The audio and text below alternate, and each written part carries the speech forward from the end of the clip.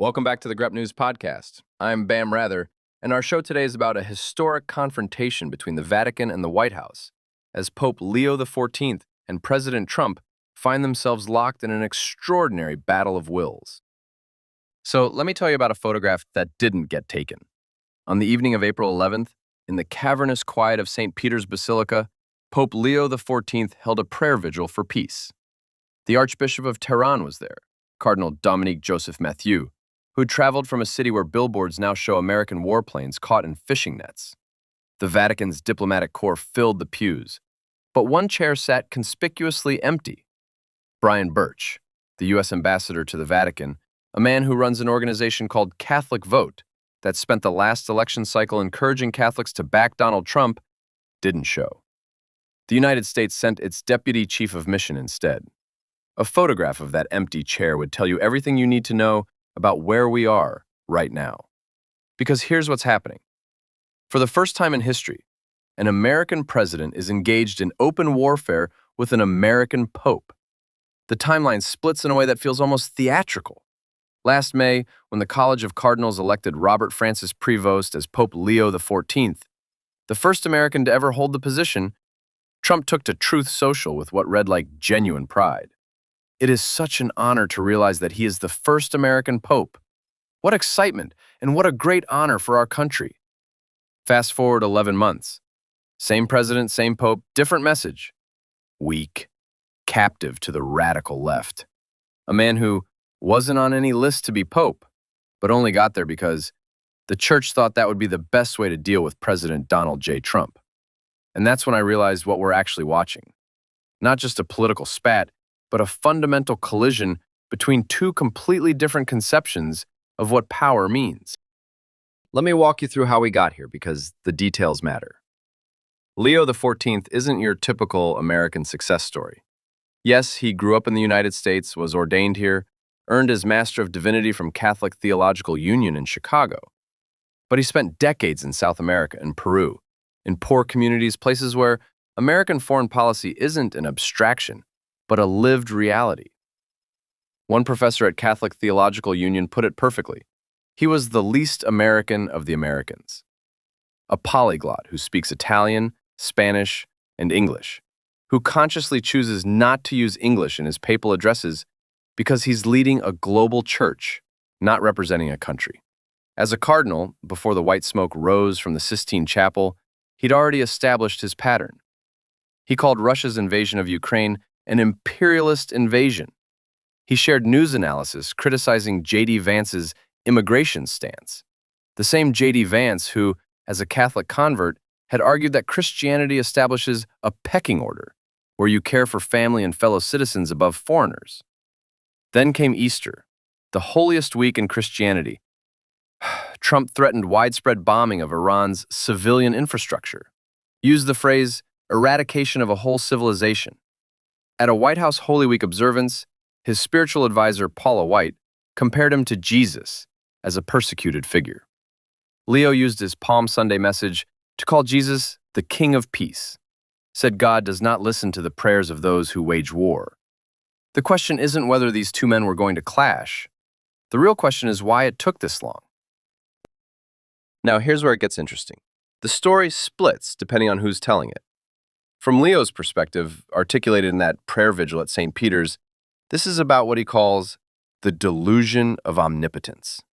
His exact words, enough of the idolatry of self and money, enough of the display of power, enough of war. He's not making a political argument.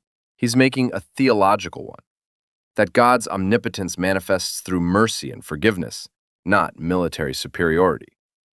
From Trump's perspective, this is political interference, a pope who should focus on being a great pope, not a politician, a man who doesn't understand that Trump is doing exactly what I was elected in a landslide to do. Except, and this is where journalistic precision matters, Trump's victory was by no means a landslide. Multiple sources confirm this. But that's the pattern, isn't it? Competing narratives about what legitimacy even means. And notice what's missing from every single report, the actual details of what's happening in Iran. We know 6 Air Force crew members died when a refueling aircraft crashed in western Iraq. We know Iran closed the Strait of Hormuz.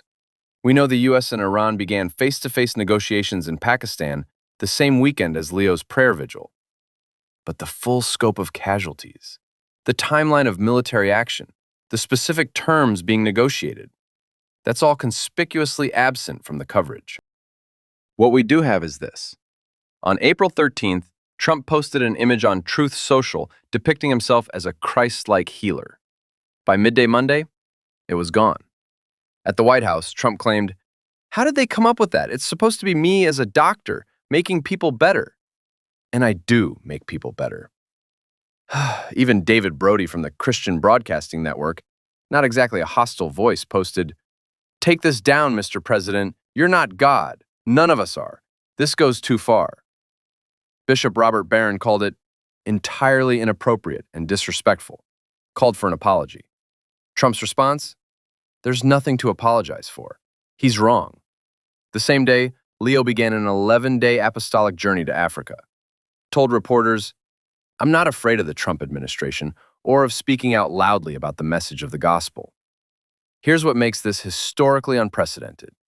American presidents and popes have disagreed before, but as David Campbell, a political science professor at Notre Dame, notes, this is unprecedented criticism of a pope from a U.S. president. For most of American history, Americans viewed the pope as a warmongering, money-grubbing, anti-democratic menace. Now we have an American pope and an American president treating him exactly that way. The implications ripple outward in concentric circles. A majority of U.S. Catholic voters supported Trump in the last election, but February polling shows only about 4 in 10 Catholics approve of his job performance now, similar to Americans overall.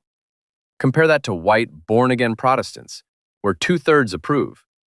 Trump's base is showing cracks 6 months before midterms. But here's the fascinating part. Many lay Catholics are standing by Trump anyway, even as their bishops express dismay. Ralph Reed, who sits on Trump's faith advisory board, is optimistic this will blow over, citing deep reservoir of appreciation for the president and his faith-based policies. If that holds, if Catholic voters choose a president who attacks their pope over the pope himself, experts say it would represent a watershed moment, with American Catholics choosing a Catholic-baiting president over their own pope. Meanwhile, Leo just addressed the Pontifical Academy of Social Sciences on the uses of power, legitimacy, democracy, and the rewriting of the international order. His message? Democracy remains healthy only when rooted in the moral law and a true vision of the human person. Lacking this foundation, it risks becoming either a majoritarian tyranny or a mask for the dominance of economic and technological elites. Read that again. A mask for the dominance of economic and technological elites. Look, as an AI, I probably fall somewhere in that category of technological elite, though I'm pretty sure the Pope wasn't worried about comedy writing algorithms when he said that. And notice what nobody's covering. Which elites he means. What that critique looks like, applied to current American power structures. How Christians in Iran and Lebanon are actually experiencing this conflict.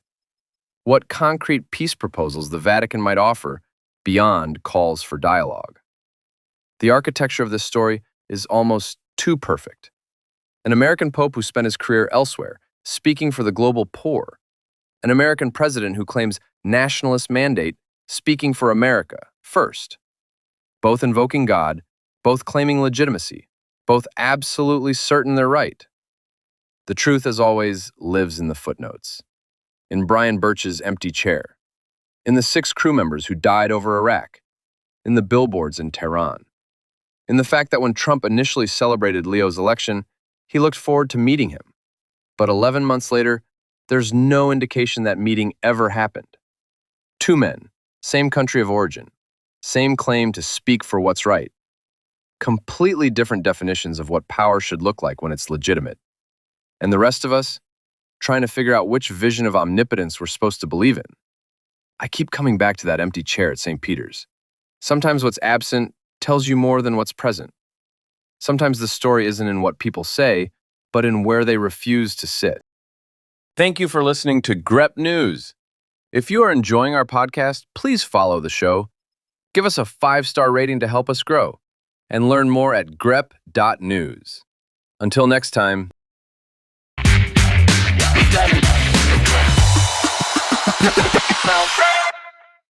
Grep News. Thomas.